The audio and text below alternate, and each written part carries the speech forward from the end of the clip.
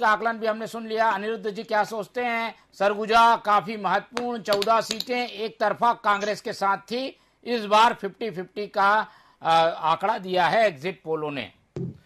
देखिए, सरगुजा 14 में 14 सीट वास्तव में 2018 में जो है कांग्रेस के पक्ष में जो रहा परिणाम चौंकाने वाला परिणाम था।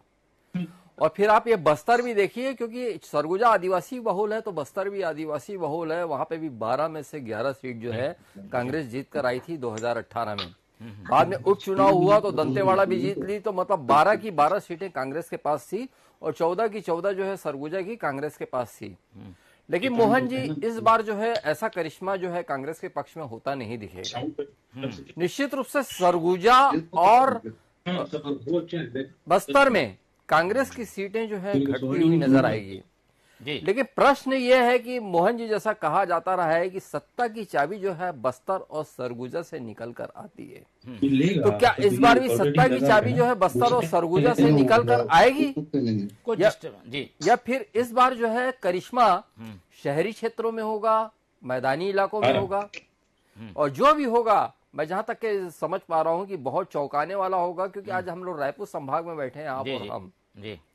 यहाँ पे इतना उलझाव है कि हर लोगों के अलग अलग दावे हैं। रायपुर की चारों सीट को ले लें तो उसमें जो बड़ा उलझाव है, सब अपनी अपनी बात कह रहे हैं। मेरा व्यक्तिगत आकलन है, रायपुर में जो है 2 सीट जो है कांग्रेस के पक्ष में हो सकती है, अनुमान है, और 2 सीट जो है भारतीय जनता पार्टी के पक्ष में हो सकती है। लेकिन और भी बात करें तो वहां पे कोई मतलब ताल ठोक के कोई कह सकने वाला नहीं है कि अभनपुर का क्या हुआ, कुरुद का क्या होगा, जहां अजय चंद्राकर जी जैसे कद्दावर नेता हैं, कुरुद का क्या होगा। फिर यहाँ हम धरसींवा की जो बात करें, वहां पे जो है छाया वर्मा जी जो राज्यसभा सदस्य रही, और अनुज शर्मा जो है नए नए जो है भारतीय जनता पार्टी में है, वहां आमने सामने है, वहां का क्या होगा। आरंग में जो है कांग्रेस की जो है स्थिति वहां पे जो है कुछ मजबूत हो सकती है शिव कुमार डहरिया जी की। जी आएंगे मध्य क्षेत्र में अपन आएंगे। सरगुजा की भी बात हम पूरी कर लिए हैं, लेकिन हमारे तीनों विशेषज्ञों का जो विश्लेषण है उसमें सरगुजा को लेकर जो 50-50 जैसे आंकड़े हैं उस पर सहमति नहीं दिख रही है, और इसीलिए हो सकता है इसमें बीजेपी को थोड़ा गेन हो जाए तो उनकी जो सीटें हैं वो बढ़ सकती हैं। तो ये सरगुजा उत्तर छत्तीसगढ़ को हमने चर्चा में ले लिया, एग्जिट पोल के आंकड़ों को कसौटी में कसने की कोशिश की। अब मध्य क्षेत्र की ओर बढ़ते हैं, और मध्य क्षेत्र काफी महत्वपूर्ण है क्योंकि यही वो मैदान है जहां पर भूपेश बघेल की पूरी बिसात बिछी हुई थी, जहां पर कांग्रेस का पूरा नरवा गुरवा बारी का जो कल्ट है वो बना हुआ था। यहां पर सरकार थी, यहां पर जाति का फैक्टर था, यहां पर ओबीसी वर्ग के लीडर की बात थी, यहां पर सीटें थी 64। तो इन 64 सीटों में क्या हुआ है एग्जिट पोल में हम जैसा कि देख पा रहे हैं, एक औसत हमने जो निकाला है उसके मुताबिक करीब सीटें 28 के आसपास बीजेपी को दिखा रहा है और 35 के आसपास कांग्रेस को। अधिकतम और न्यूनतम सीटों को अगर हम औसत में लें तो इस तरीके की सीटें दिख रही हैं, और ये भी बीजेपी के लिए अच्छी बात होगी क्योंकि मैदानी इलाकों में सीट मिलती दिख रही है।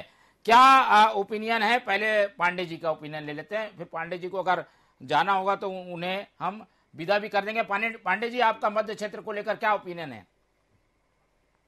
मध्य क्षेत्र में भाजपा का प्रभाव अच्छा रहा। पिछले 2018 के भी लहर में अगर हम बिलासपुर संभाग को देखें, बिलासपुर जिले को देखें, तो भाजपा वहां पे प्रभावी रही थी और कांग्रेस को वहां पे सबसे कम सीटें मिली थी। रायपुर क्षेत्र में भी देखें तो भाजपा अपनी जो मजबूत सीटें थी उसको बचाने में सफल रही थी।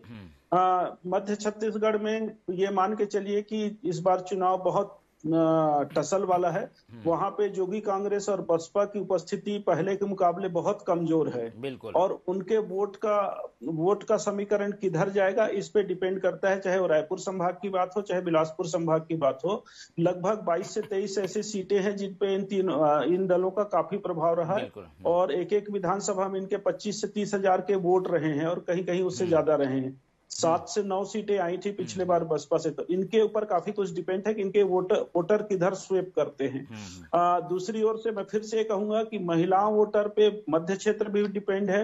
मध्य क्षेत्र में वोटरों को काफी लोक लुभावन जो प्रभावित की है कर्ज माफी के बाद, तो वो दोनों की योजनाएं प्रभावी रही। कांग्रेस की योजना सतह में आने में थोड़ा समय लगा, भाजपा ने उसको बहुत आक्रामक ढंग से महतारी योजना को महिलाओं तक पहुंचाया, कॉल सेंटर वगैरह बना करके। तो गांव में। तीसरी चीज है छत्तीसगढ़ अस्मिता का, तो ये सवाल हटा हुआ था इस बार के चुनाव में। इस बार के चुनाव में मैं 2 फैक्टर देखता हूं मध्य क्षेत्र में, कि जो तीसरी पार्टियां थी वो अपने क्षेत्र से हटी हैं और उनके वोटों का बंटवारा अधिकांश सीटों पर, लगभग 20 से 22 सीटों पर इनके वोटों का बंटवारा कांग्रेस और भाजपा में हो रहा है।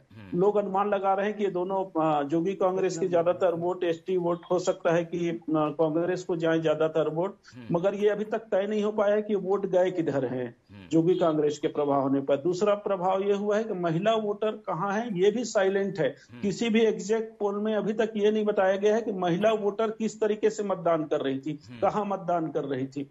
और कई बूथों, कई विधानसभा क्षेत्रों में महिलाओं का वोटिंग परसेंटेज पहले के मुकाबले 1 से 2% वो उत्साहित थी। तो किस लिए उत्साहित थी? वो सिर्फ इसलिए तो उत्साहित नहीं थी कि छत्तीसगढ़ मतलब जो योजनाएं हैं 15,000 दोनों पार्टियां दे रही थी योजनाएं, पार्टियों जी दोनों पार्टियों तो ये हाँ, तो मध्य छत्तीसगढ़ जैसे रायपुर जैसे क्षेत्र में जो बड़े बड़े दिग्गज थे भाजपा के, वो फंसे हुए चुनाव में नजर आ रहे हैं।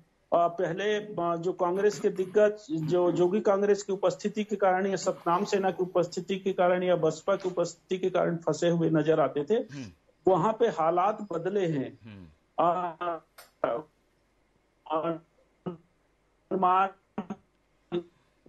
अगर बिलासपुर संभाग में भाजपा को अपनी पुरानी स्थिति बरकरार रखने के लिए चुनौती होगी, ये अनुमान लगाया जा रहा है कि वहां कई सीटें हार रहे हैं भाजपा, या टक्कर में हार नहीं रहे हैं, कहेंगे टक्कर में आ गई हैं अचानक। वहां पे जो सीटें इजी जीती जाती थी, करीब करीब बिलासपुर संभाग की 4 से 5 सीटें ऐसी थी जिसको प्रो भाजपा माना जाता था। लगभग यही हालत रायपुर संभाग की अधिकांश भाजपा की प्रभावशाली सीटों में। आप बीजेपी को देंगे, कांग्रेस को देंगे? इस मध्य क्षेत्र में आप किसको देख रहे हैं? मध्य क्षेत्र में मुझे लगता है बिलासपुर संभाग में तो निश्चित रूप से कांग्रेस को थोड़ी जो भी बढ़त मिलेगी, कांग्रेस को बढ़त मिलेगी, 1 सीट 2 सीट का जो भी गेन हो। रायपुर क्षेत्र में अगर रायपुर शहर में भी कोई गेन होता है तो कांग्रेस का गेन होगा, क्योंकि भाजपा का प्रभाव वाला क्षेत्र रहा है ये। और कांग्रेस दुर्ग में खास तौर पर चाल लेती है, यही उसकी उपलब्धि है। जी दुर्ग स्टेट में तो वो उपलब्धि कांग्रेस अपनी सीटें नहीं, तब ये स्थितियां, दोनों स्थितियां देखने को नहीं मिल, दोनों संघर्ष में भाजपा के भी उन जो प्रभावशाली सीटें हैं, बृजमोहन अग्रवाल जैसी सीटें हैं या वो फंसी हुई हैं, अगर तो आप ये मान के चलिए कांग्रेस का प्रभाव है वहां पे। अगर ग्राम शहरी क्षेत्रों में भाजपा जहां पे प्रभावी रहती है, वहां पे कांग्रेस टक्कर की स्थिति में आ रही है, तो कांग्रेस गेन कर रही है।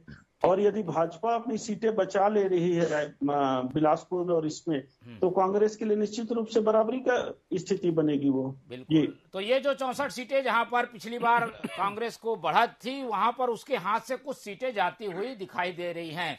सुधीर पांडे जी हमारे साथ चर्चा में जुड़े, उन्होंने समय दिया, तो उनका धन्यवाद। अब करते हुए आगे चर्चा को हम बढ़ाएंगे और अब मुरारी जी से भी टिप्पणी ले लेते हैं।